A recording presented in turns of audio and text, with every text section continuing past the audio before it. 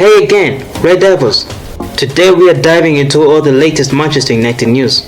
Marcus Rashford's Manchester United return gets seal of approval as he's given assurances. Manchester United loanee Marcus Rashford has been given the green light to return to his parent club after a route back opened up. Former Manchester United coach Ruben Amorim believes Marcus Rashford can resurrect. Former Manchester United coach Ruben Amorim believes Marcus Rashford can resurrect his Old Trafford career this summer. And it's all thanks to interim manager Michael Carrick changing the environment back at the Theatre of Dreams. The climate is a lot less tense at United compared to when Rashford left the club to join Barcelona on loan last summer. At the time, Ruben Amorim was still in charge and had made it clear he was not prioritizing the England international. But Amorim believes Carrick, who played alongside Rashford at Old Trafford, could transform the entire conversation. And the forward isn't the only ex-United star who could make a comeback after showing signs of progress elsewhere. It could be a route back for Marcus Rashford at Man United, definitely, he told Bedcourt. I think Marcus is still as worried as anyone because he came through the ranks as a young kid, and that will never go away. That will never leave him. It's the same with Scott McTominay.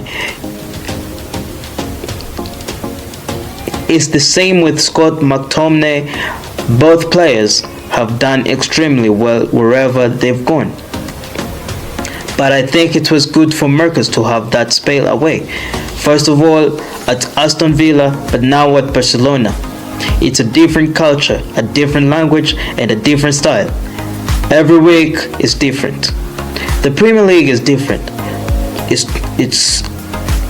It's so much more demanding than any league in the world, and I think he's enjoying his football, and that's the most important thing. He needs to enjoy his football. Rashford, 20 years old, has scored 10 goals and recorded 13 assists in 34 appearances for Barca this season. He is on course to help Barca defend the title in La Liga, while the club is also still in the running for the Champions League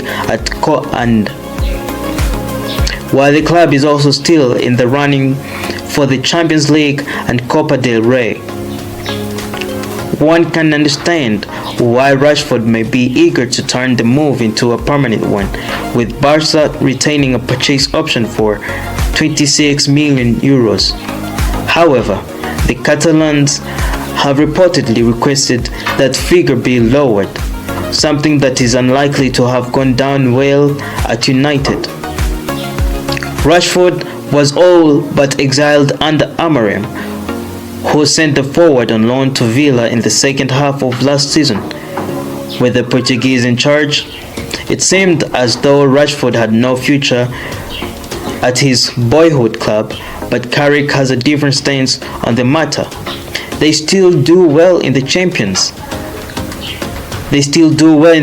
League, but yeah, things have changed, added Amorim, who worked under Sir Alex Ferguson in two separate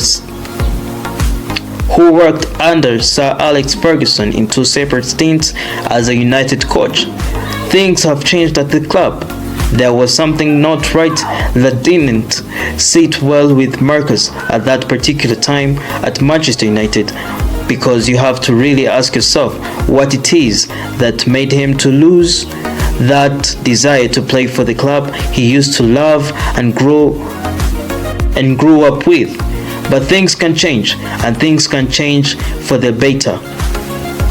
But obviously, conversations should be held to see where they lead.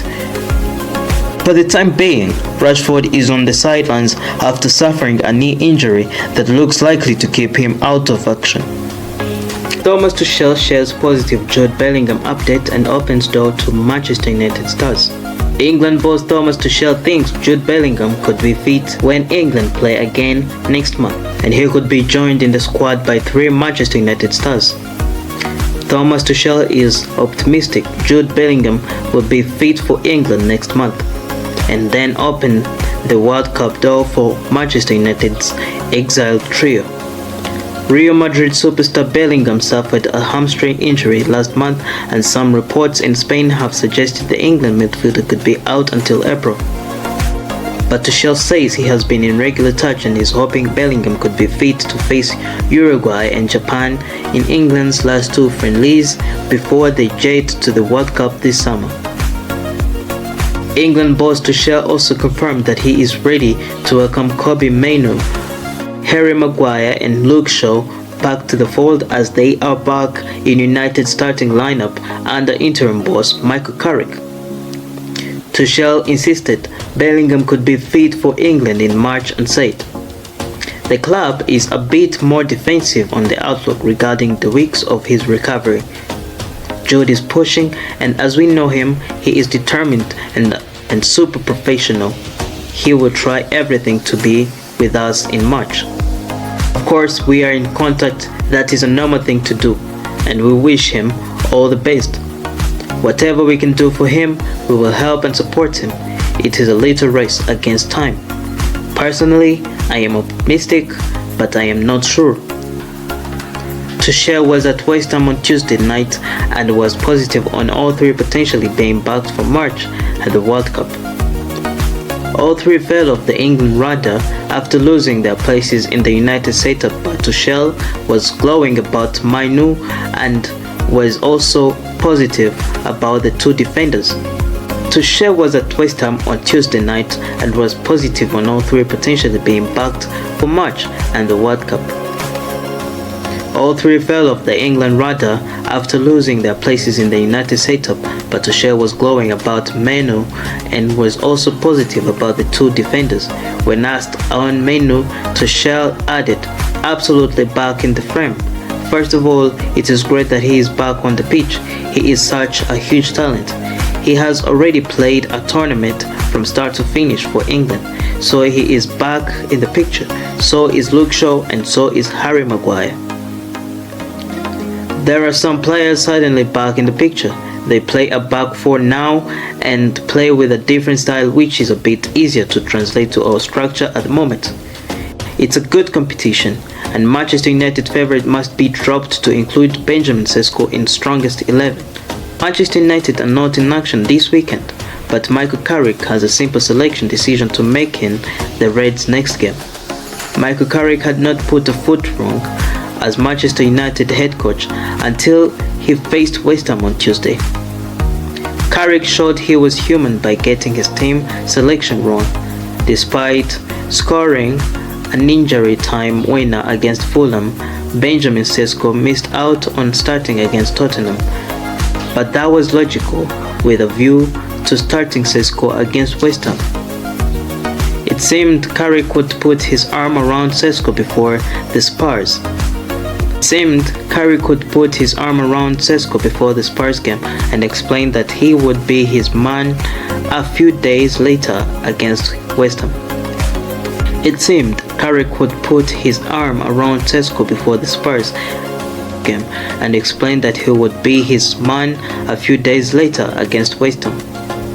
United was set to play 2 games in 4 days, and SESKO deserved a reward for a string of strong performances. Starting him at the London Stadium made sense. However, Carrick picked an unchanged team for a 3rd game in a row, sticking by the strikerless attack of Ahmad, Bryan Mbeumo and Matthias Cunha. The 44-year-old thought, why change something if it's not broken? But every game is different and West Ham's shape was difficult to penetrate. Ahmad, Mbeumo and Cunha were hardly involved in the first half. Ahmad was the worst performer of the trio, and he was the obvious candidate to hook at the interval to introduce SESKO to the game. Carrick wanted to give his starting 11 more time and waited until the 69th minute to introduce SESKO though. The Slovenian international sat on the bench without a quote, the only substitute to do so. From the beginning of the second half, the Slovenian international sat on the bench without a quote, the only substitute to do so from the beginning of the second half, but had to wait 24 minutes to get onto the pitch. It was a surprise that it took so long for SESKO to be introduced. Casemiro played a lofted pass to Bruno Fernandes before the hour mark, the kind of ball only a striker can bring down, and perhaps that was the final straw. SESKO's spectacular of the pre-game opinion that he should have started. The goal gets better every time you watch. The technique for the volley was exquisite. Carrick heaped praise on SESKO, saying it's an unbelievable finish from the angle to generate that, to get it on target, to finish it. It's some goal from him. He's capable of that, Ben. He's done it over time. It's not that he's just suddenly burst on the scene. He's been doing it. He's proven that he can score goals as well. He's been doing it in training for us as well. It's not surprising, to be honest. I think that's what he does. It's what he's good at. But certainly to actually do it and to feel it. He did it with the last one against Tottenham. Tonight, a little bit different with the emotion of the game, but certainly important and a big moment for him and us. One of the arguments for SESKO to start against West Ham was that he deserved a reward for his goals, as it would have been demoralizing if it continued to score from the bench, only to be overlooked again. SESKO cannot be overlooked when United play Everton at the Hill Dickinson Stadium on February 23rd. He has genuine momentum.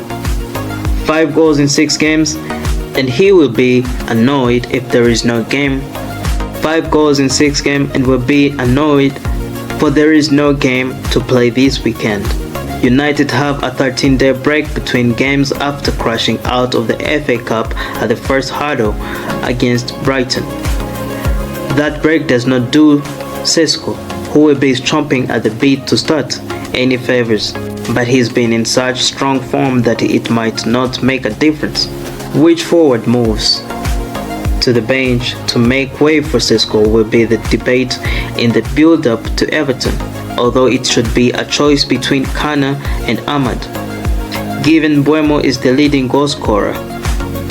Ahmad stayed on the pitch at the London Stadium, while Kana was replaced by SESKO, but Ahmad's overhead pass to the back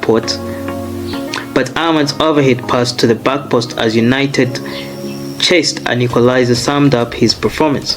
You have to nitpick to make a case to move either Kana or Ahmad to the bench.